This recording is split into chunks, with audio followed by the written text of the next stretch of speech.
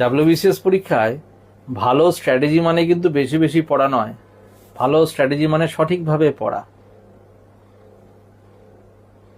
অল্প পড়লেও প্রত্যেক দিন একটা ধারাবাহিকতা মেনটেন করতে হবে।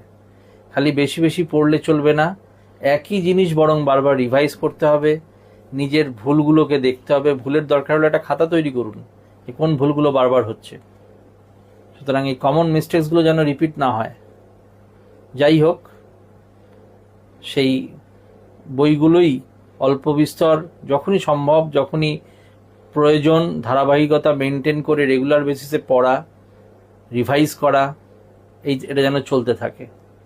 কারণ পরীক্ষাটা কিন্তু জ্ঞান প্রদর্শনের পরীক্ষা নয়, পরীক্ষাটা হচ্ছে ম্যানেজমেন্টের পরীক্ষা।